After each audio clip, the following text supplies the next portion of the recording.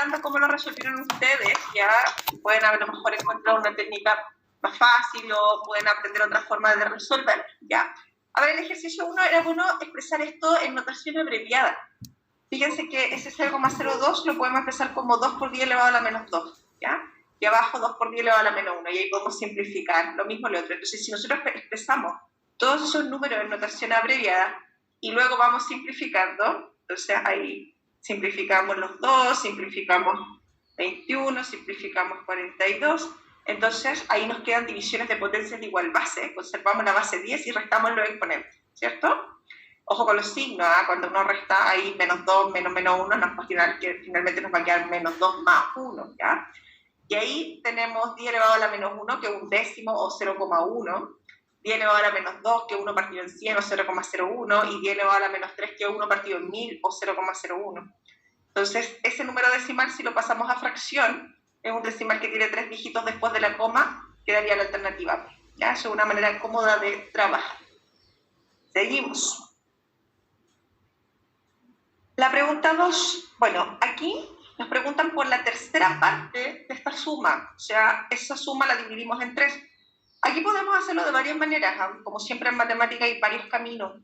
Yo aquí lo que hice, fíjense, fue separar en 2 fracciones con igual denominador, pero ustedes podrían haber factorizado por 3 en el numerador, como quieran. Ahí tenemos división de potencias de igual base. Recuerden que el exponente cuando no aparece es porque es 1, ¿ya? Entonces ahí nos va a quedar 3 elevado a 4 y 3 elevado a 6. Acuérdense que se conserva la base y se restan los exponentes. Y luego, si yo miro mi alternativa, el resultado no está expresado así, por lo tanto tengo que volver a factorizar, en este caso por 3, para que me quede la alternativa E. ¿Sí? ¿Todo bien?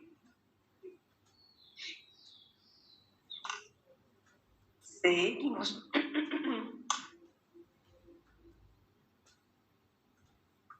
Dice, en la recta numérica P, Q y R son números negativos, distintos. El número P es el mayor de los 3 y R es el menor de ellos, ¿ya? Entonces ahí tenemos P, que es el mayor, R, que es el menor, y obviamente que Q tendría que ser un número que esté entre ellos, ¿cierto?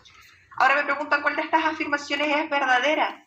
Entonces fíjense que la primera afirmación dice P menos R es menor que 0. Podemos, por ejemplo, despejar el R que está negativo, lo podemos poner al otro lado positivo, y claramente P no es menor que R, ¿cierto? Por lo tanto, inmediatamente eso es falso, ¿cierto? P es un número mayor que R. Entonces, oye, estoy con un lápiz nuevo, no lo soporto, entonces si escribo mal, perdónenme, ¿eh? Es incontrolable. El otro se me perdió, lo he hecho tanto de menos. No saben lo terrible que escribí con él. Ya. Entonces, la segunda afirmación, fíjense que el Q y el R están aquí negativos, ¿ya? Entonces al otro lado lo podemos expresar así, Q más R, entonces el Q que está restando, al otro lado suma y el R también. A ver, tengo a alguien que me está haciendo una pregunta. El Yanlu me dice que la pregunta la factorizó. Muy bien, Yanlu, también lo puede hacer, pero ¿te resultó esta vez, Yanlu? Ah, ya, estamos bien, pero cuando la factorice no te da, ahí yo me preocupo, ya. Entonces, fíjense que aquí dice Q más R es mayor que P. Claramente eso es falso porque, por ejemplo, si P vale menos 1, esto vale menos 2 y esto vale menos 3, claramente la suma de Q más R, fíjense, sería menos 5, ¿cierto? Y eso no puede ser mayor que P, que sería menos 1, por lo tanto eso inmediatamente es falso, ¿ya? Y al tiro la tercera, fíjense que R menos P, ¿se acuerdan cuando vimos desigualdades? Yo les decía, chiquillos, si ustedes restan, por ejemplo, R menos P, están restando de izquierda a derecha. Eso es una diferencia negativa. Y si ustedes dicen Q menos R, al restar de derecha a izquierda, esa diferencia es positiva. Por lo tanto, claramente esta afirmación, la tercera, tiene que ser verdadera. ¿Sí? Seguimos. Dice, en una bolsita hay nueces, almendras y pasas, la cual contiene 20 gramos de nueces, 30 gramos de almendras y 10 gramos de pasas. ¿Cuántos gramos de nueces hay que agregar a la bolsita para que el nuevo peso de las nueces sea 4/5 del peso de la mezcla? Ya. Entonces, ¿qué pasa? Aquí hay un detalle. Hay una cantidad X de gramos de nueces que hay que agregar. Ay. No sé por qué, no escribe bien. Entonces, borrar.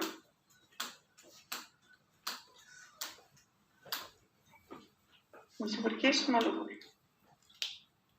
Bueno, entonces vamos a decir que X son los gramos de nueces.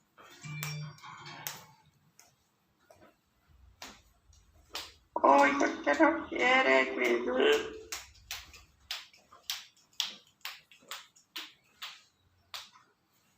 Vamos a escribir con el otro. Ahí. Entonces, X, número de gramos de nueces. Que hay que agregar, ¿ah? Ojo con eso, para agregar, ya. Entonces, nosotros definimos ahí lo que era X. Entonces, se supone que dice, ¿cuántos gramos de nueces hay que agregar a la bolsita? Para que el nuevo peso de las nueces, ojo, el nuevo peso de las nueces sería 20 gramos, ¿más cuánto? Más X, ¿cierto? Entonces dice, ¿cuántos gramos de nueces hay que agregar a la bolsita para que el nuevo peso de las nueces, que es este, sea 4/5 del peso de la mezcla? Ya, pero resulta que la mezcla tiene en total 60, ¿y ustedes cuánto le están agregando? Entonces, ese es el nuevo peso de la mezcla, ¿cierto? Entonces dice que para que el nuevo peso de las nueces sea igual a 4/5 del nuevo peso de la mezcla. Esta es la ecuación, ¿se entiende? Sorry por la escritura, pero no es mi mejor momento con el lápiz, chiquillo, ¿no? Entonces, ahí está. Entonces, multiplicamos por 5 toda la ecuación para deshacernos de las fracciones. Multiplicamos ahí 4 por 60 y 4 por X. Agrupamos todo lo que tiene X a un lado, lo que no tiene X al otro, y ahí tenemos que la cantidad X que hay que agregar de nueces a la mezcla son 140 gramos, ¿sí? Seguimos.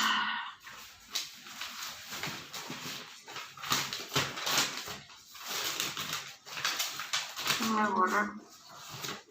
¿Por qué no se borra?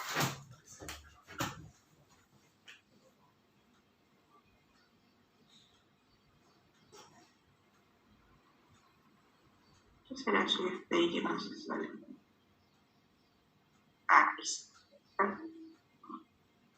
Alguien me escribió ahí en la pantalla, ya.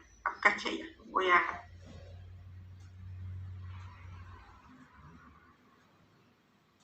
Ahí está. Ya, ahí nadie me puede escribir. Entonces,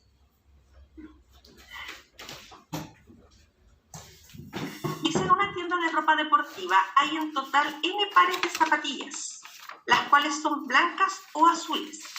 Si M son los pares de zapatillas blancas, ¿cuáles de las siguientes expresiones representa el porcentaje que son los pares de zapatillas azules respecto del total? Ya. Entonces, vamos a definir ahí el total de zapatillas como N, las blancas son M, y obviamente como me preguntan por las azules, ¿cómo expresamos las zapatillas azules? Si el total son L, N y las blancas son M, el resto que son azules serían, ¿cómo las expresamos? N menos M. Entonces, dice, ¿cuáles de las siguientes expresiones representa el porcentaje que son los pares de zapatillas azules respecto del total? Entonces, ¿quién es el 100% aquí? N y N menos M. Quiero saber qué porcentaje es, ¿ya? Entonces, multiplicamos cruzado y despejamos. Recuerden que el N queda multiplicando a la X y después pasa dividiendo, ¿cierto? Y ahí... yo miro mi alternativa, chuta, no hay ninguna todavía muy parecida, entonces tengo que empezar a trabajar con esa expresión. Entonces, el N menos M partido en N lo vamos a expresar así. Separo en dos fracciones con el mismo denominador, ¿ok? Y el N partido en N es 1. Y ahí me queda la alternativa D. ¿Sí? ¿Entendió?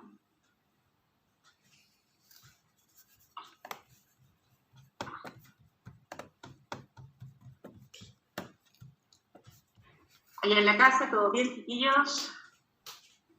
Todo bien, profe. Ok, seguimos.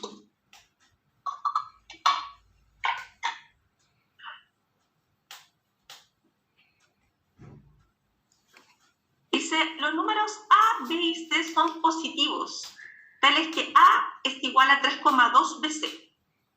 Dice, si B aumenta en un 150%, y C disminuye en un 60%. ¿Qué sucede con A? A ver, primero vamos a hacer la modificación para B y para C, ¿ya?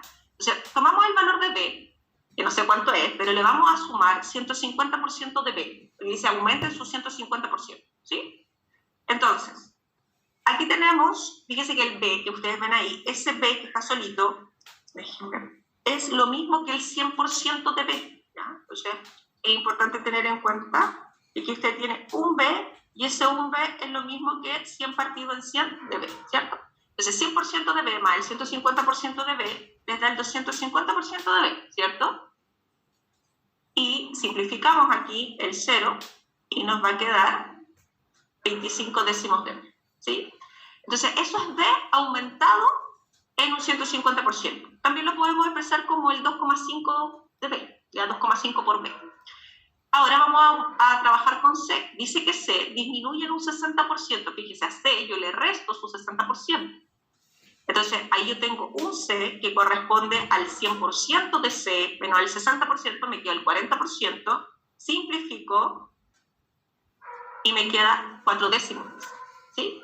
Entonces, esos son los nuevos valores de B y de C. Entonces, aquí yo voy a poner, en vez de poner B, voy a poner 25 décimos de B, y en vez de poner C, voy a poner 4 décimos de C.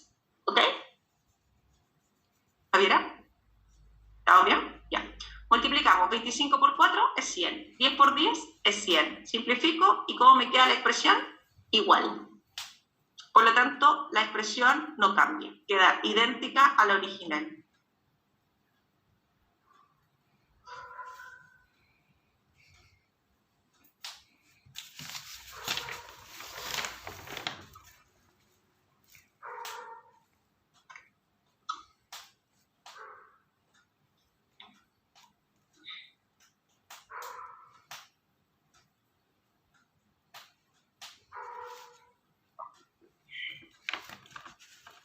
Seguimos. ¿Estamos bien ahí? Bueno. ¿Estamos bien? Ya. Entonces, ahí.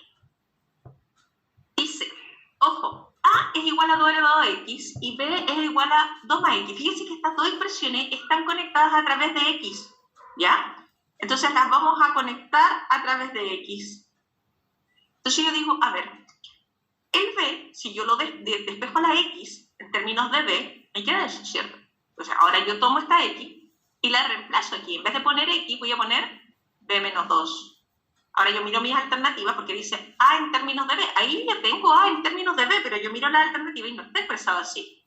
Entonces, ¿qué tengo que hacer? De acuerdo a que la profesora dijo, las potencias, cuando uno resta los exponentes, cuando uno tiene una, y eso es lo mismo que tenemos ahí arriba, y el 2 elevado a 2 es lo mismo que 4, por lo tanto, eso que tenemos ahí es lo mismo que tenemos en la alternativa E, porque 2 elevado a B partido 4 es lo mismo que un cuarto por 2 elevado a B. ¿Sí?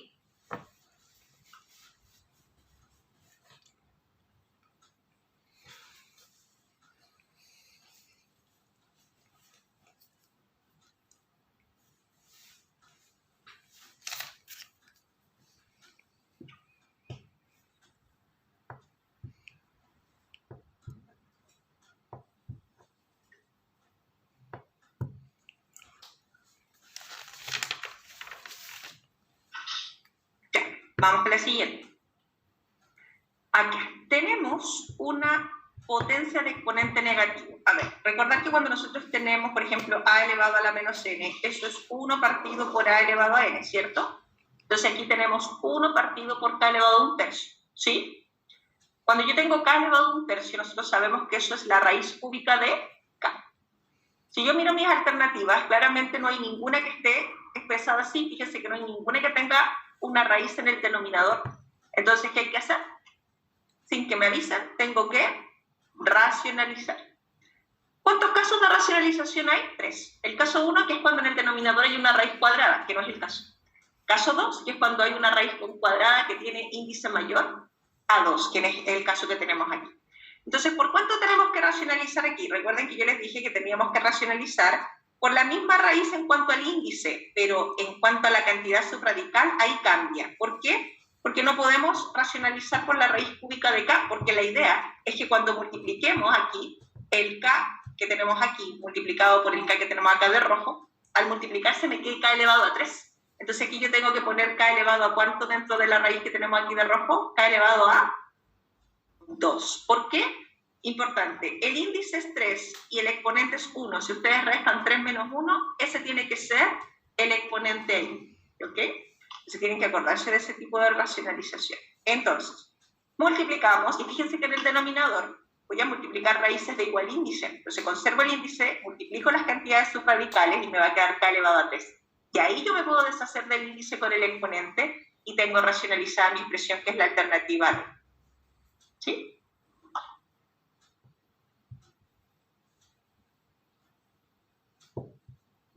Caso 2 de racionalización y de raíces, por si acaso.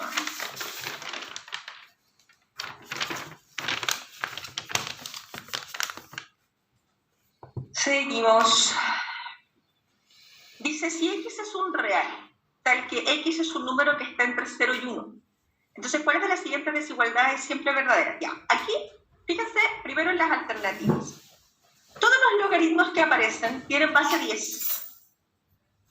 Entonces, yo voy a elegir un número entre 0 y 1 de un logaritmo que yo pueda calcular de base 10 de un número que está entre 0 y 1. Entonces, ¿qué pasa?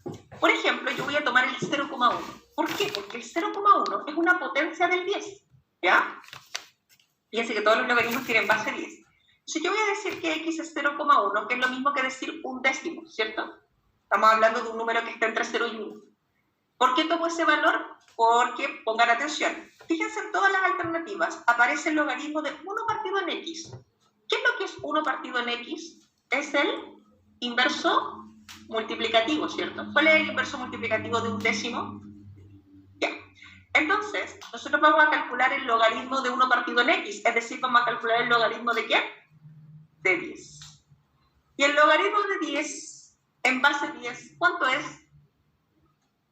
Por lo tanto, cualquier logaritmo que yo calcule entre 0 y 1, claro, algunos no lo vamos a poder calcular porque van a ser irracionales, pero cualquier logaritmo que esté entre 0 y 1, cuando yo le calcule el logaritmo de su recíproco, va a ser un número que va a ser mayor que 0, porque el logaritmo aquí nos dio por resultado 1. O sea, estamos claros que no es un número que está entre 0 y 1, no es un número mayor que 1 ni menor que 0, siempre mayor que 0. ¿Ya? Entonces yo me di un ejemplo para ver entre cuál sería el resultado y a qué alternativa podríamos marcar. ¿Ya? Eso es. Seguimos. Dice, cierta población de bacterias se duplica cada 10 minutos. Si inicialmente el número de bacterias era 10 elevado a 4, entonces, ¿cuántas bacterias integran la población al cabo de una hora? Entonces, si partimos con 10 elevado a 4, al pasar 10 minutos ya se va a haber duplicado, ¿cierto? Después, a los 20 minutos, el doble de lo anterior, que sería todo elevado a 2 por 10 elevado a 4. Entonces, es fácil darse cuenta que cada 10 minutos vamos duplicando y ahí nos queda todo elevado a 3 por 10 elevado a 4, a los 40 minutos todo elevado a 4 por 10 elevado a 4, a los 50 todo elevado a 5 por 10 elevado a 4, y a los 60 claramente todo elevado a 6 por 10 elevado a 4, que claramente es la alternativa C. ¿Sí? Ejercicio de regularidad numérica relativamente sencillo. ¿Ya? Seguimos. De esos 10 deberían haber tenido, bueno, 9. ¿Ya? No está tan difícil. A lo mejor el logaritmo puede estar un poquito complejo. Vamos con la. Ya, dice, si se considera que la cantidad de partículas, aquí los perdono, porque aquí el lenguaje que se utilizó era complicado y además el número de partículas se los dieron en notación científica. Entonces, eso hace que el desarrollo del ejercicio sea complejo. Pero esto es una regla de 3 en el fondo. Dice, si se considera que la cantidad de partículas P iguales contenidas en un coulomb de carga eléctrica es aproximadamente 6,25 por 10 elevado a 18. ¿Cuál es la carga eléctrica de una de estas partículas en coulomb aproximadamente? Entonces, si yo sé que un coulomb tiene esa cantidad de partículas, bueno, ahora yo quiero saber una partícula a cuántos coulomb le corresponde. De energía. Regla de 3. ¿Cierto? Si tuviéramos 0 coulomb tendríamos 0 cantidad de partículas, ¿cierto? Es proporcionalidad directa, a medida que va aumentando los coulomb, va aumentando la cantidad de partículas que hay. Por lo tanto, multiplicamos cruzado, fíjese, ponga atención aquí. Multiplicamos cruzado, y mi objetivo es despejar X. Ahora, ojo cómo voy a despejar, porque aquí la operatoria es un poquito engorrosa porque estamos trabajando con decimales, entonces vamos a tratar de simplificar al máximo el tema. Mire, aquí el X que está multiplicando al otro lado divide, ¿ya? ¿Qué pasa? Yo no busco 1 partido por x, que es lo que estoy buscando, x, ¿cierto? Entonces, fíjese aquí. Este x al otro lado divide el 6,25 por 10 elevado a 18. Yo lo expresé como 625 partido en 100, ¿cierto? Tiene 2 dígitos después la... Ya, ahí vamos todo bien, ¿cierto? Ahora, ¿qué vamos a hacer? Como yo estoy buscando x y no 1 partido por x, ¿qué tengo que hacer? Dar vuelta a la fracción. Ya, vamos a dar vuelta a las dos. Si doy vuelta a un lado, doy vuelta al otro. Pero miren lo que hago. Yo di vuelta a las fracciones, pero el 625 que queda abajo lo expresé como 25 por 25, ¿ok? Entonces, el 25 en el 100, ¿cuántas veces cabe si ustedes simplifican aquí? 4. Vamos. Ahí vamos. Ya, y fíjense que otra cosa importante dice. Miren las alternativas. El 10 está con exponente negativo. Fíjense que aquí el 10 elevado a 18 está con exponente positivo. Si está en el denominador, yo lo puedo poner en el numerador con exponente negativo. ¿Todo bien hasta ahí? Ahora, vamos a dividir 4 en 25. Cuando ustedes hagan la división de 4 en 25, les va a quedar 0,16. ¿Ya? Y si yo miro mi alternativa, hay una con 10 elevado a la menos 18, pero dice 0,016. Ya, esa no es, porque es 0,16. ¿Ya? Ahora, tengo que acomodar el resultado. Entonces yo digo, a ver, claramente esto lo vamos a expresar de otra manera, porque no aparece 0,16. Entonces, ¿qué vamos a hacer? O aparece 0,16, pero como 10 elevado a la menos 19. Entonces, ¿qué pasa? Este 0,16 lo vamos a expresar en notación científica. Olvídense por un ratito del 10 elevado a la menos 18. El 0,16 en notación científica sería 1,6 por 10 elevado a la menos 1. Recuerden que si yo multiplico esto a la menos 1 por 10 a la menos 1, la coma se corre un lugar a la izquierda y volvería a ser ese que está ahí arriba, ¿cierto? Y al multiplicarlo por 10 elevado a menos 18, ahí nos queda 1,6 por 10 elevado a menos 19, que sería la alternativa C. Recuerden que ustedes al final de los decimales pueden poner todos los ceros que quieran y es el mismo número decimal. Por lo tanto, eso es exactamente igual a la alternativa C. ¿Se entiende? O sea, la operatoria ahí era una operatoria que estaba compleja porque aparecían decimales, notación científica, había que simplificar. Entonces, ahí estaba un poquito complejo. Entonces, aquí de los 11 podríamos decir que deberíamos llevar, bueno, 9, 10. ¿Ya? Vamos. Dice, ¿se puede determinar que 5m menos 2n es igual a 0 si se sabe que? Ya, lo primero que nos están diciendo aquí es que m partido por n es una razón, es 4 a 10, ¿ya? 0,4 es 4 décimos, o 4 a 10.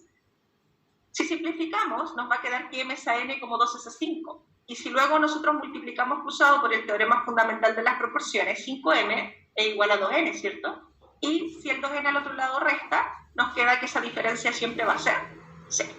¿Ya? Por lo tanto, claramente esa información es suficiente. Ahora, ¿qué pasa con la segunda información? La segunda información no nos sirve de mucho. ¿Por qué? Porque solamente nos dice que m es un número menor que n. Claro, el n que está restando al otro lado suma. Y aunque nos digan que m es un número menor que n, por ejemplo, si a mí me dicen que m vale 1 y n vale 2, si yo reemplazo aquí,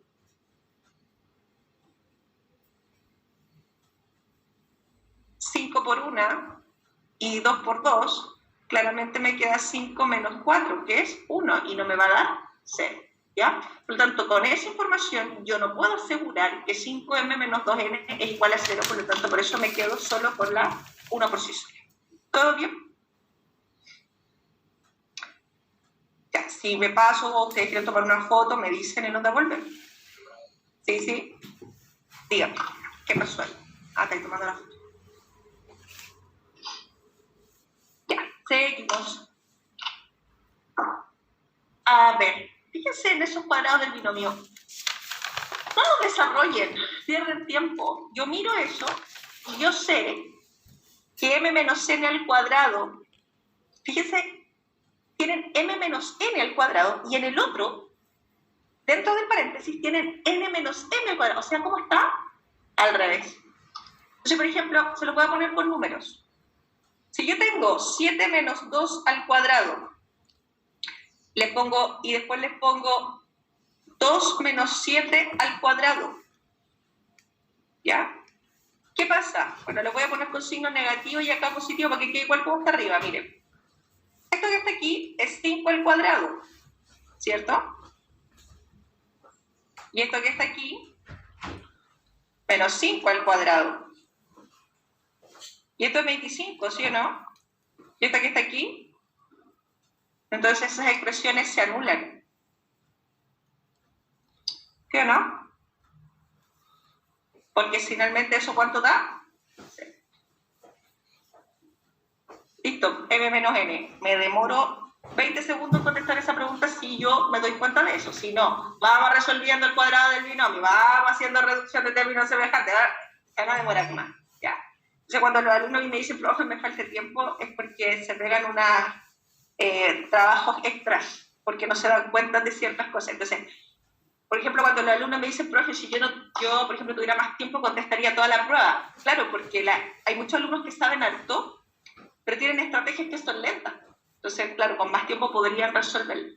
La prueba les pone el grado de dificultad de que tienen un tiempo acotado, que tienen que saber dar cuenta de ciertas cosas para poder ahorrar tiempo, ¿ya? Entonces, el grado de dificultad mayor que tiene la prueba es el tiempo, ¿ya? Porque ahora los contenidos son poquititos. Entonces, si a mí me ponen a menos b al cuadrado menos b menos a al cuadrado, ¿cuánto es eso?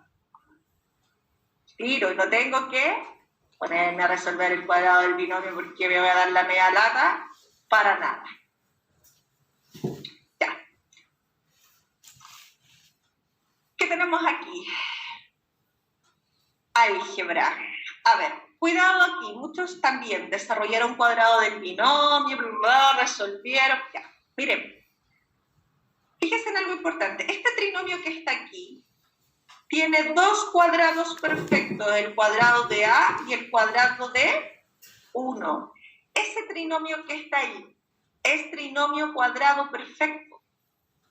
¿Sí o no? O sea, eso es A menos 1 al cuadrado igual a 3. Y si ustedes reemplazan aquí, en vez de poner A menos 1 al cuadrado, fíjense que M es A menos 1 al cuadrado más 5, ¿cierto? Entonces, ¿ahí qué voy a poner? Listo. ¿Cuánto me demoro si me doy cuenta de eso? De nuevo, segundos, ¿ya?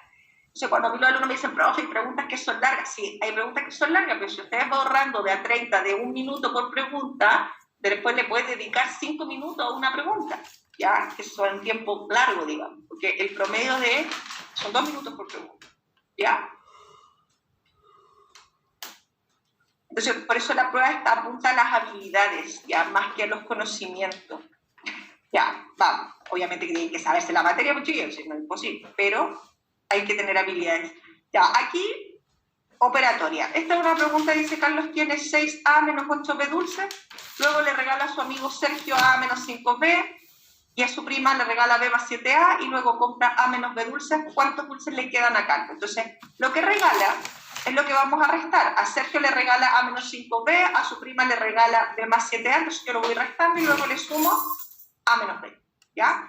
Y ahí no hay otra opción que hacer la operatoria. Esto es un ejercicio un poco más latente. Si tenemos que ingresar, cambiar los signos, recuerden que cuando ustedes ingresan un signo negativo, siempre tienen que cambiar los signos y luego hacer reducción de términos semejantes, ¿ya? Tomamos todas las A, hacemos reducción, nos va a quedar menos A, tomamos todas las B, hacemos reducción ahí, nos va a quedar menos 5B. Si miro las alternativas, obviamente que hay que factorizar aquí por menos 1. ¿Todo bien? Eso es. Ya. Dice, sea P un número entero, para que la solución en n de la ecuación siempre sea un entero. El valor de P debe ser, ya, recuerda que los enteros son 0, 1, 2, 3, menos 1, menos 2, menos 3, menos 4, ya. Entonces, tenemos esa ecuación, vamos a despejar n. Entonces, el 3 al otro lado multiplica, el 5 al otro lado divide, y el 1 que está sumando al otro lado resta, ¿cierto? Entonces, para que esto sea un entero, esto tendría que ser un número entero. Y para que esto sea un número entero, ¿qué tendría que pasar con P? Múltiplo de 3, múltiplo de 5, múltiplo de 7 o múltiplo de 2. Múltiplo de 5, claro, porque si yo tengo aquí, por ejemplo, en vez de P, yo pongo 15, claramente voy a poder simplificar, el 5 en el 15 cabe 3 y eso me va a dar un entero. Entonces lo que yo necesito es que ese número P sea múltiplo de 5. Eso era todo. ¿Ya?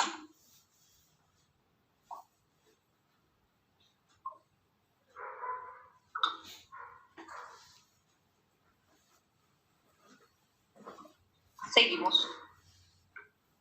Dice, si un número t disminuye en 23 unidades y esta diferencia se multiplica por un medio, ya, el resultado que se obtiene es 8 unidades más que el doble del número t.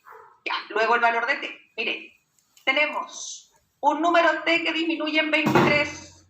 Esta diferencia se multiplica por un medio y ese resultado que se obtiene es 8 unidades más o 8 unidades mayor que el doble que el número t. Entonces, este resultado que está aquí es mayor por 8 unidades y yo necesito plantear una igualdad para poder encontrar el valor de t. Entonces, si esto es mayor por 8 unidades, para que queden iguales, a esto yo le tengo que sumar, o al otro lado le puedo restar 8, como ustedes quieran. ¿Ok? Listo, ahí está la ecuación.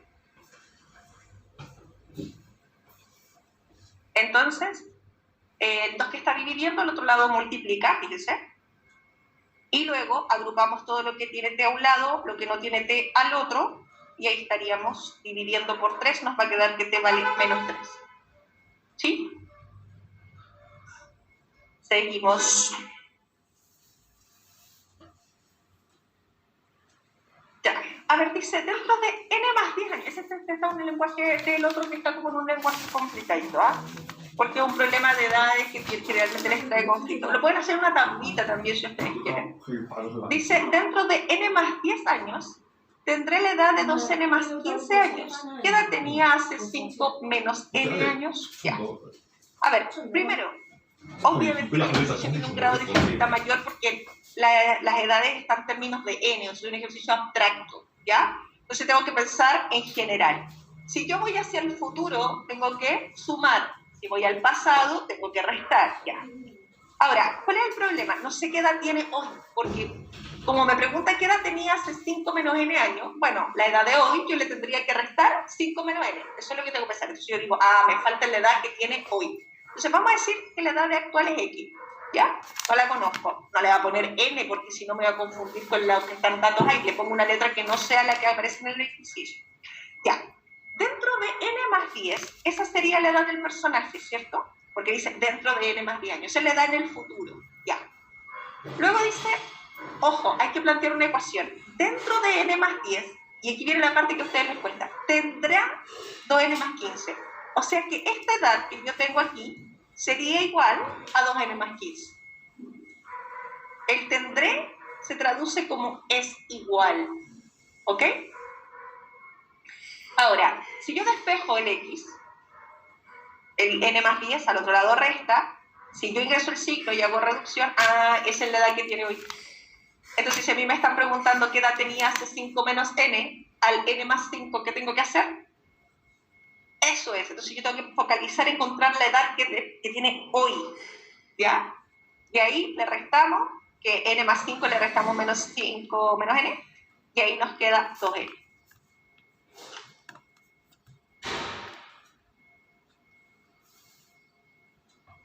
Este es el segundo que les perdonaría, porque está, no sé, pero tampoco está inalcanzable, ¿entendamos? ¿Ya?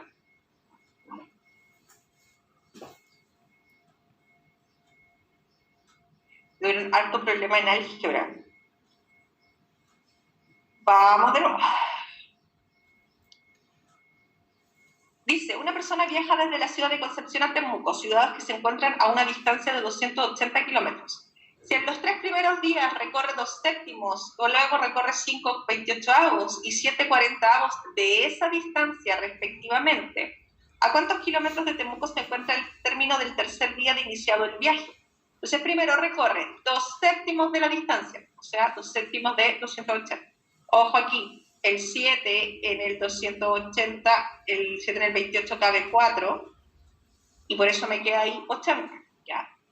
Después, luego recorre 5 28avos de esa distancia. Entonces ahí el 28 en el 280 cabe 10 veces. Y luego 7 40avos de esa distancia, entonces ahí simplifico los ceros, el 4 en el 28 cabe 7 veces y 7 por 7 es 49. Sumamos, o sea que en los 3 primeros días recorrió 179 kilómetros. Por lo tanto, la pregunta dice, ¿a cuántos kilómetros de Temuco se encuentra el término del tercer día? O sea, lo que le falta para completar los 280. Ahí está. ¿Sí? Seguimos. Dice, una empresa agrícola tiene un terreno de 100 metros cuadrados para cultivar uvas y kiwis. Cada metro cuadrado de plantación de uva necesita 300 horas de trabajo y 200 horas para los kiwis. Si se dispone un total de 22.500 horas y se debe utilizar todo el terreno, ¿cuál es el área en metros cuadrados del cultivo dedicado a las uvas? Ya.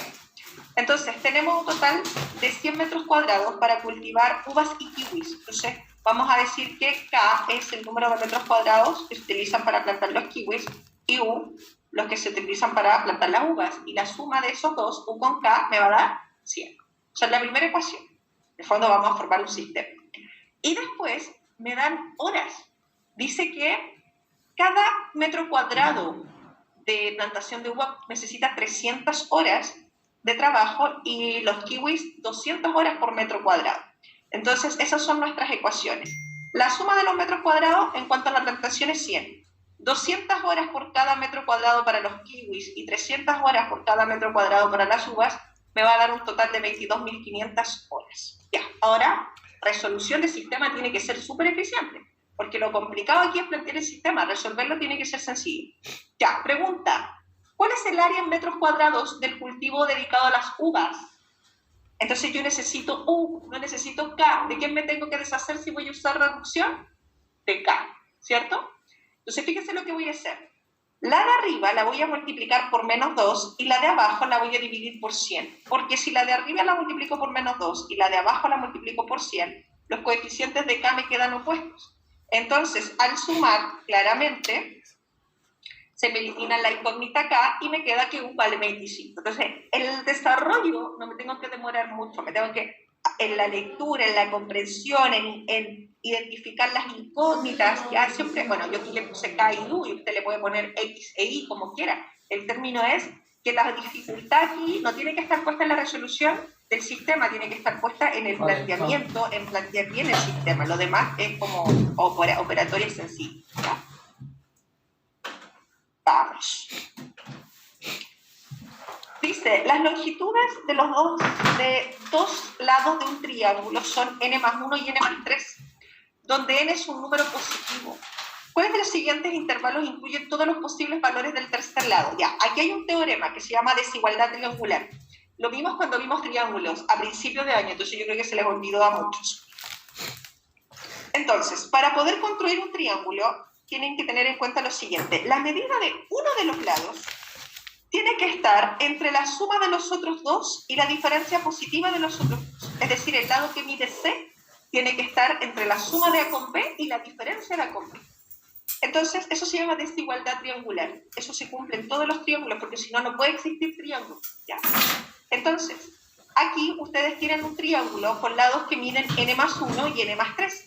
Por lo tanto, este lado que está aquí, que es X, tiene que estar entre la suma de n más 1 con n más 3 y la diferencia positiva entre n más 3 y n más 1. Entonces, ahí yo estoy haciendo cumplir la desigualdad triangular. ¿Ya? Entonces, luego me escribí más bonito. Ahí está. Entonces, ingresamos ahí el signo negativo, hacemos reducción de términos semejantes y nos va a quedar ahí que X tiene que ser un valor, o sea, la medida del lado X tiene que ser un valor que tiene que estar entre 2n más 4 y 2, o sea, la alternativa D. ¿Sí? Entonces, siempre para construir un triángulo, la medida de uno de los lados tiene que estar entre la suma de los otros dos y la diferencia positiva de los otros dos lados.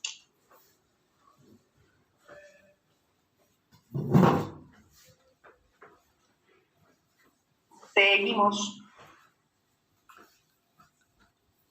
Fíjese aquí, tenemos un sistema de ecuaciones. Está planteado. Dice, en las siguientes ecuaciones, M y N representan las temperaturas en grados Celsius en Valparaíso e Iquique, respectivamente. H son las horas después del amanecer. ¿Cuál es la temperatura en Valparaíso cuando en ese instante se registra la misma en Iquique? Entonces, ¿qué pasa? Se supone que M y N son las temperaturas y en un instante son iguales. Por lo tanto, esas temperaturas M y N las vamos a igualar. Es decir, estamos resolviendo un sistema por igualación. ¿Ya? Entonces, ¿qué ocurre? Vamos a agrupar todo lo que tiene H a un lado y lo que no tiene H al otro. Aquí nos va a quedar 0,25H igual a 2. Y el 0,25 es un cuarto. Entonces, al despejar H, nos va a quedar 8. ¿Sí? Entonces, ¿qué significa eso? Que después de 8 horas de haber amanecido, las temperaturas en Valparaíso y en Iquique son iguales. Pero la pregunta no dice eso. La pregunta dice, ¿cuál es la temperatura en Valparaíso? Ya cuando se registra la misma en Iquique. Entonces, tenemos que reemplazar el 8 en la ecuación. Resulta que M es la temperatura en Valparaíso, o sea, donde dice H vamos a poner 8, 0,5 es lo mismo que un medio, y ahí tenemos que la suma es 11. O sea, ahí tenemos que la temperatura es de 11 grados ya después de 8 horas de transcurrida el amanecer. Seguimos. Dice, el sistema no tiene solución. Recordad que para que un sistema no tenga solución, déjenme ver si puedo dibujar, tenemos que tener dos rectas paralelas no coincidentes. Eso significa dos rectas que tengan la misma pendiente y distinto coeficiente de posición. Y para que las rectas tengan distinta coeficiente de posición e igual pendiente, tenemos que hacer las razones entre los coeficientes A, B y C. ¿Qué tiene que ocurrir? La razón entre los coeficientes A, que son los que acompañan a las X, y los B, que son los que acompañan a la Y, tienen que ser iguales. ¿Por qué? Porque las pendientes tienen que ser iguales. Y la razón de los coeficientes C tiene que ser distinta porque los coeficientes de posición tienen que ser distintos. ¿Ya? Entonces, esto ya lo habíamos visto cuando estábamos revisando el control. Dice, el sistema no tiene solución, entonces A por B no puede ser igual a ya. Entonces vamos a trabajar primero con esa igualdad. Ustedes saben que esto es un medio, ¿cierto? Un medio igual a 4 partido en A, por lo tanto el valor de A tiene que ser igual a 8. Listo. Estamos claros de que el valor de A tiene que ser 8, pero además, eso significa que para que las pendientes sean iguales, el valor de A tiene que ser 8. Pero además, esta razón tiene que ser distinta a esa. Entonces, vamos a decir que para que las coeficientes de posición sean distintos, 3 partido en C tiene que ser distinto de 3 partido en B, por lo tanto el valor de B tendría que ser distinto de 6, ¿cierto? Por lo tanto, si B es distinto de 6, el producto de A por B nunca va a poder ser 48. Entonces, la alternativa correcta es la D.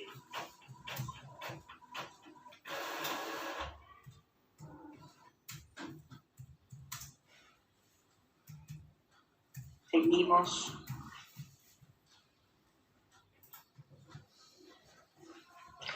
Ya, dice, al resolver el sistema, ojo, vamos a usar reducción, vamos a restar, vamos a eliminar la incógnita X, al restar 3i con i me va a quedar 2i, 12 menos 2, 10, dividimos por 2i.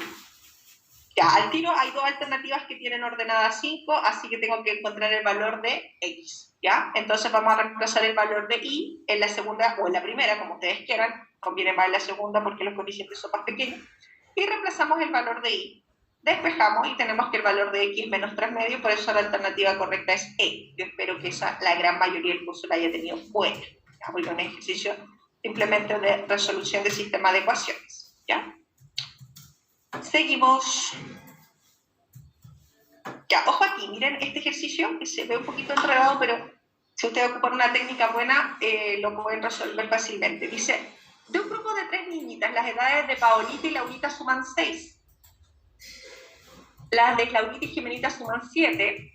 Y las de Jimenita y Paolita suman 8. ¿Cuál es la edad de Paolita? Ya, vamos bien. Y si tienen 3 ecuaciones, ustedes están acostumbrados a tener 2 ecuaciones, ¿ya? Ustedes las ecuaciones, tengan la cantidad de ecuaciones que tengan, pueden tener 2, 3, las pueden sumar, ¿ya? O sea, yo las voy a sumar y fíjense que cuando yo sumo, ocurre algo especial, fíjense que al sumar las 3 ecuaciones tengo 2 veces P 2 veces L y 2 veces X, que representan las edades de Paolita, de Laurita y Jimenita. Sumo 6 más 7 más 8 y me va a dar 21. O sea, si ustedes factorizan ahí por 2 y luego dividen por 2, les va a dar que la suma de las edades es 10,5 años. Y otra cosa, ustedes saben que lo que les está preguntando es la edad de Paolita, entonces ustedes necesitan P. Pero saben que Laurita y Jimenita, sus edades suman 7, entonces van a reemplazar. Y reemplazan y les da que la edad de Paolita es 3,5 años. Ahora, cuidado. 3,5 años son 3 años completos, porque aquí tengo alumnos que confunden un poquito las cosas, más 0,5 de año, y 0,5 de año es un medio. Son 3 años más medio año, que serían 6 meses. Entonces, tengo alumnos que me contestaron la CEA, cuidado con eso.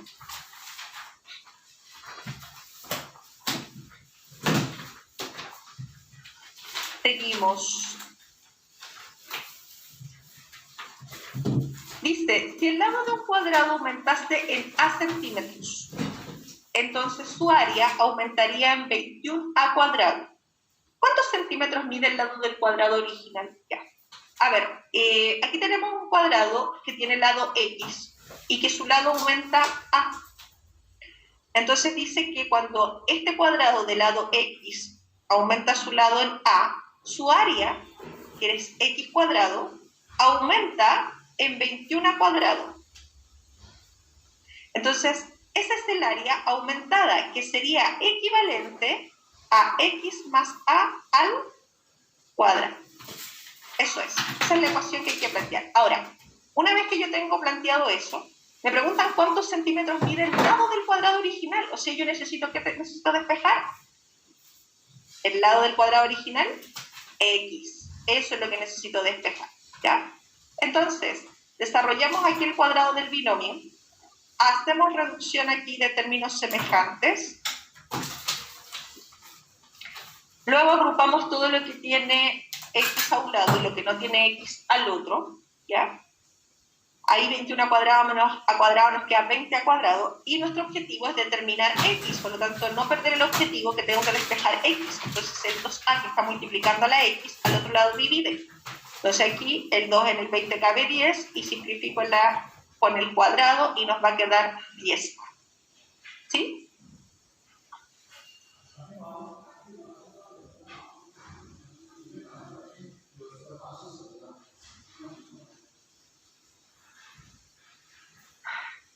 Seguimos.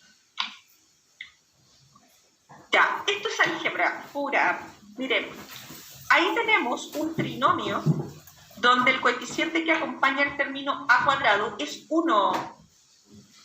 Y está factorizado, entonces esto es una factorización trinomio caso 2. Porque el trinomio caso 1 era el trinomio cuadrado perfecto. Trinomio caso 2 cuando el coeficiente que acompaña el término al cuadrado es 1. Y el trinomio caso 3 es cuando no hay ni 1 ni 2. Ya. Entonces, repasen la parte de álgebra. Aquí tenemos que buscar dos números que multiplicados me den, en este caso, 5 por b, y que sumados me den, en este caso, 5 más b, ¿cierto? Entonces, es importante que tengo que buscar que estos dos números sumen 2 aquí. Estos dos números, perdón, 5 y b, tienen que sumar 2, y el producto de estos dos tienen que darnos 6, ¿ya? Entonces, es importante que ahí estamos trabajando trinomio caso 2, ¿ya?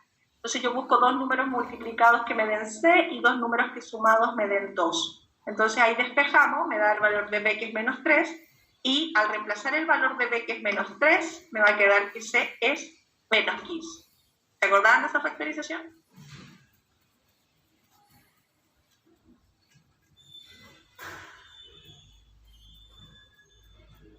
Ya, seguimos. Sí, Joaquín. No te preocupes. Rivera. Ya. Seguimos.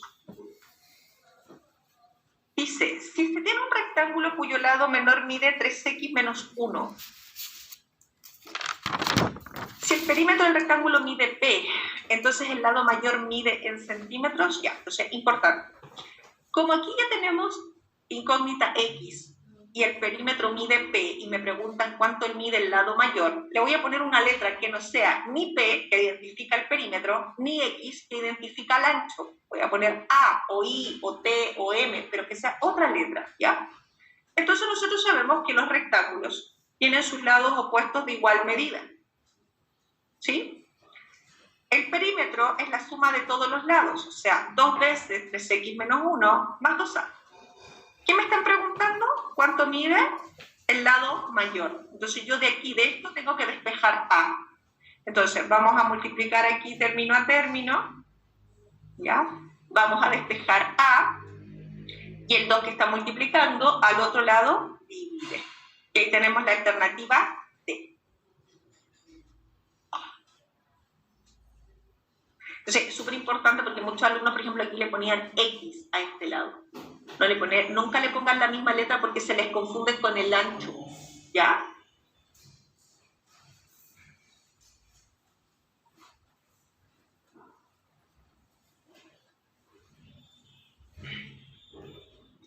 Ya, atención aquí porque entramos con modelos lineales, ecuación de la recta, pongan atención. Esta es otra pregunta que está un poquito más compleja. Dice, para el cálculo del cobro de un plan telefónico, pero tampoco tanto, ¿eh? Para el cálculo del cobro de un plan telefónico de la compañía FON, se ha establecido un modelo lineal. Ojo, cuando me dice modelo lineal, relación lineal, ecuación de la recta, ¿ok? En este plan se debe pagar P pesos por el cargo fijo más el monto de minutos consumidos por vía telefónica. Si por un consumo de Q minutos el cobro es de M pesos, ¿cuáles de las siguientes expresiones representa el monto total en pesos a cobrar por un consumo de R segundos? Ya. A ver, primero, aquí hay un cargo fijo. Eso significa que si yo no uso el servicio, igual me cobran P. Eso es lo primero. Entonces, esta recta pasaría, y como yo sé que es una recta, porque dice modelo lineal, entonces esta recta pasaría por 0,P. ¿Ya? Yo consumo 0 minutos, me cobran P pesos. Por otra parte, dice que por un consumo de Q minutos me cobran M mayúscula. ¿Sí? Tengo 2 puntos. ¿Con 2 puntos puedo determinar la ecuación de una recta? Sí. Primero voy a calcular su pendiente. ¿Cómo se calcula la pendiente? Diferencia de ordenadas partido por diferencia de abscisas. ¿Ok? La fórmula sagrada. Ahora, tengo la pendiente. Voy a determinar la ecuación de la recta, porque esa es la ecuación del cobro, ¿ya? Para la ecuación de la recta necesito saberme la ecuación punto pendiente. Voy a reemplazar aquí la pendiente, voy a reemplazar aquí x1 y 1, y ese punto x1 y 1 puede ser cualquiera de estos 2 puntos. Yo voy a tomar este. Voy a reemplazar ahí el 0 y el p. Fíjense. ¿Sí? Y la pendiente. Ahí ya tenemos la ecuación de la recta. Pero ese cobro que hace la empresa lo hace en minutos, ¿cierto? Entonces, cuando yo meto los minutos aquí, espérense, que se me perdió el lápiz, acá está. Cuando yo meto los minutos ahí el I representa el cobro, ¿ya? Ahora, es importante tener en cuenta que la pregunta dice, ¿cuál de las siguientes expresiones corresponde el monto total en pesos a cobrar por un consumo de R segundos? Y esto está en minutos. Ahí. ¿Qué? Entonces, es que me cae mal este lápiz. Entonces, esto es minutos. No sé, que de repente se activa una cosa que no escribe. Estos son minutos, ¿ya? Entonces, para transformar los minutos, no, al revés, para llevar estos segundos, porque la fórmula trabaja con minutos. Entonces, si a mí me dicen, mire, ¿sabe que esta persona consumió R segundos? ¿Cómo transformo yo los segundos a minutos? Divido por 60. Entonces, en vez de poner X, voy a poner R dividido en 60. Y ahí va a estar la alternativa B. Fíjense que eso que está ahí es lo mismo, lo único que está en otro orden. Y después le suman P. ¿Se entiende?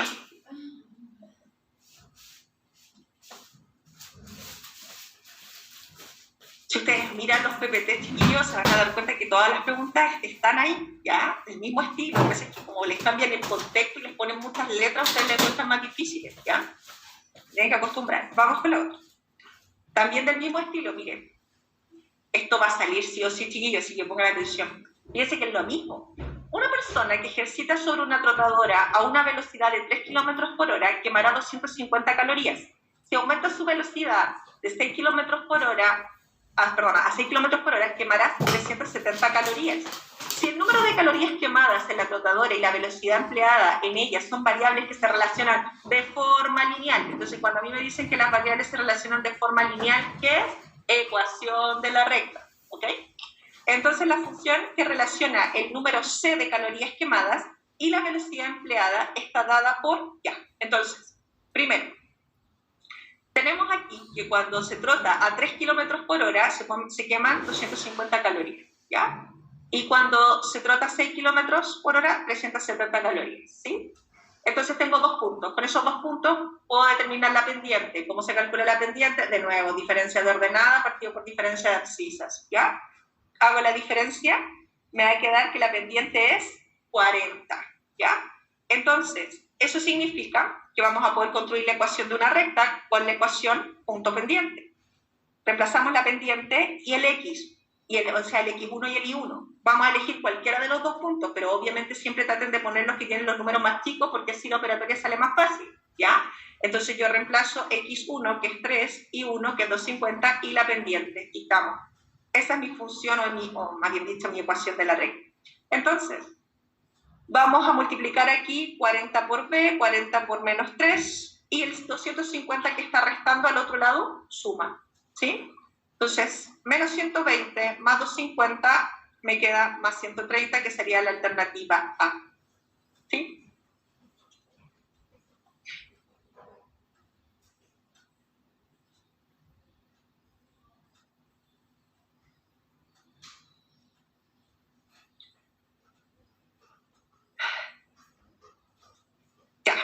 Ahora pongan atención porque este es de ecuación de la recta también, pero no es tan necesario plantear la ecuación de la recta, sino que más que nada entender el concepto de la pendiente. Pongan atención aquí, porque esto también yo creo que va a venir preguntado más o menos de este estilo. Es la misma idea, miren, 3 preguntas que son muy similares en distintos contextos. Dice, un médico decidió crear una escala de temperatura cuyo único objetivo es representar el estado febril de un paciente, para lo cual estableció que la temperatura de 36 grados, ausencia de fiebre, sería representada por el valor 0, y la temperatura de 40 grados, que es fiebre muy alta, sería representada por el valor 10. Entonces, este caballero hizo su propia escala, ¿ya? Y dice, si la relación entre estas 2 escalas es lineal, de nuevo, relación lineal. Entonces, cada vez que me digan relación lineal, modelo lineal, ¿no? Yo sé que estamos hablando de la ecuación de una recta, ¿ya? Dice, si se considera que un paciente tiene fiebre, si su temperatura es mayor o igual a 38 grados Celsius, ¿cuáles de las siguientes afirmaciones esas son verdaderas? Ponga atención. Para el médico, cuando la persona tiene 36 grados Celsius de temperatura, para él su escala es 0. No tiene fiebre. 0. Cuando la persona tiene 40 grados de temperatura, ahí para él en su escala es 10. Mucha fiebre, ¿ya? Ahora, estos son 2 puntos de la recta. Lo mismo que ha pasado en todas las anteriores. 2 puntos de la recta, vamos a calcular la pendiente. Diferencia de ordenada partido por diferencia de abscisas. ¿Qué pasa aquí? Cuando yo hago la división, me queda 10 partido en 4. Vuelvo a simplificar, 5 partido en 2. Incluso puedo volver a simplificar. Miren. Entonces, ¿qué significa esto? Que por cada 4 grados Celsius, ¿ya? En este caso, la escala de él va aumentando en 10 grados. Si ustedes lo empiezan a simplificar, aquí yo simplifiqué por 2, por cada 2 grados, la escala de él aumenta en 5. Y por cada 1 grado, la escala del doctor aumenta en 2,5. Entonces, si yo tengo 36 grados Celsius, para él es 0. Si tengo 37, para él 2,5, porque va aumentando por cada grado Celsius, ¿cuánto aumentamos? Entonces, para los 38, ¿cuánto va a ser? 5. Para los 39, 7,5. Y para los 40, 10. Entonces, con eso ni siquiera tuvimos que encontrar la ecuación de la recta. Mire, en la escala del médico, el menor valor que indica fiebre es 5, claro, porque para él se considera fiebre cuando la persona tiene 38 grados, y a los 38 grados en su escala tiene fiebre, verdadero. Después dice, un paciente con temperatura 7 en la escala del médico tiene fiebre, por supuesto, porque tiene fiebre ¿desde dónde? De 5. Después, un aumento de 38 a 39 grados Celsius en la escala del médico es un aumento de 2,5.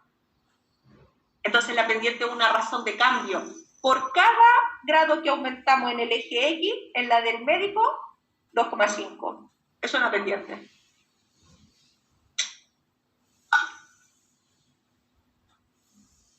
Ya, seguimos.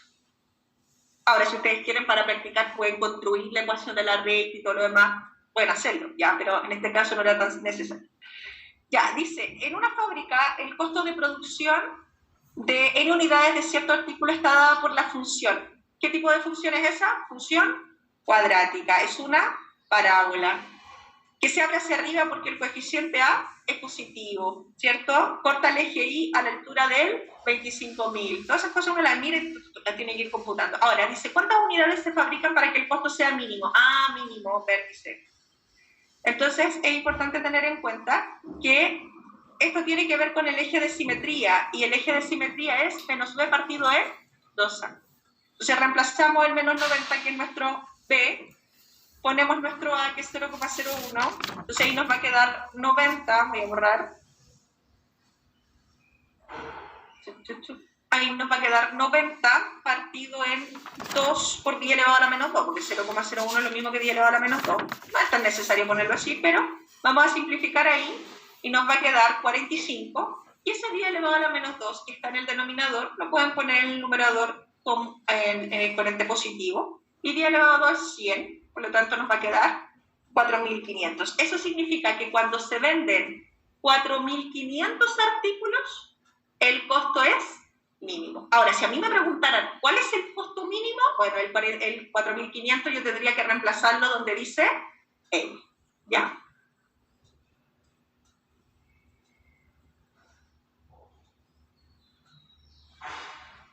Ya, y esta está un poquito más complicada porque requiere de mucho manejo de concepto de función y además de área de trapecios. O sea, aquí se mezclan dos elementos. Entonces, primera cosa, nos dan aquí una parábola. Su gráfica es, o sea, esa es la función y esa es su gráfica. Ya, dice, la figura representa los siguientes sistemas coordenados en la misma escala, los gráficos de las funciones reales f y g. Ya. Entonces dice, si el cuadrilátero obturado es un trapecio de área 120, entonces el número real de n es, ya, entonces yo lo que necesito saber para calcular el área de un trapecio, ¿qué necesito saber? ¿Cuánto miden las bases? Entonces yo voy, mi objetivo es identificar cuánto miden esos segmentos que pinté de rojo. Y no solo eso, también necesito la altura. ¿Por qué? Porque el área de un trapecio es semisuma de las bases por la altura. ¿Estamos de acuerdo? Y eso lo vamos a igualar ¿a cuánto? A 120. Entonces mi foco tiene que ser, yo tengo que saber cuánto mide esto. Y eso tiene que ver con eso, de ese punto que está ahí. ¿A qué altura estamos ahí? ¿Ya? Y tengo que saber cuánto mide esto y tengo que saber a qué altura estamos ahí. ¿Entiendes? Y también necesito la altura del trapecio. Ya, entonces déjenme borrar porque tengo muy mal. Entonces, vamos a reemplazar el n. ¿Por qué? Porque yo voy a ver la imagen del n en la función. Si yo reemplazo el n en esa función, ¿cuánto me va a quedar la imagen? N al cuadrado. Y si yo reemplazo ahora el 2n, ¿cuánto me va a quedar la imagen del 2n? Ya. Esos mismos numeritos, como esto está en la misma escala, aparecen acá. ¿Estamos de acuerdo? Díganme, ¿cuánto mide esto entonces? ¿Cuánto mide esto de aquí? N cuadrado. Tenemos las bases. Vamos a borrar para no ensuciar tanto. Ya, tenemos las bases. ¿Qué nos falta? La altura. Pero aquí es donde de nuevo el concepto de función se tiene que hacer muy potente. Esto que está aquí se llama función identidad. Cualquier valor que yo le meta su imagen es la misma. O sea, la imagen y la preimagen, ¿cómo son? Muy bien. Entonces yo pongo aquí G de T. La imagen es T. Entonces, fíjense, aquí la imagen es 4n menos 2 en esta función. Por lo tanto, su preimagen, ¿cómo tiene que ser? Igual, la misma. Y la preimagen del n cuadrado, ¿cuánto tiene que ser? La misma. Por eso se llama función identidad, porque la imagen y la preimagen son iguales. Entonces, ¿aquí cuánto es esa diferencia? Fíjense que yo necesito saber cuánto mide eso. 3n cuadrado, listo. Entonces tenemos la altura, tenemos las bases, entonces, claro, voy a usar otro color aquí para que lo puedan ver bien, ¿ya? Entonces, marcamos. ¿Esto cuánto mide? Mide 4n cuadrado, ¿cierto? ¿Esto cuánto mide? Mide n al cuadrado. ¿Y la altura cuánto va a medir?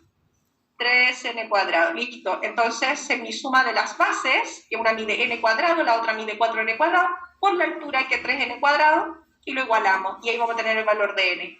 Ya, este 2 al otro lado multiplica. ¿Ya? Ahí nos queda 5n cuadrado por 3n cuadrado, es 15n a la cuarta. El 15 que está multiplicando al otro lado divide. El 240 cuando lo divido en 15 me va a dar 16. Y digo que número a la cuarta me da 16. 2. Ahí. Concepto de función y de área mezcladito. Ya. Hasta ahí. ¿Estamos en la mitad? ¿Ya? ¿Próxima clase? La otra mitad.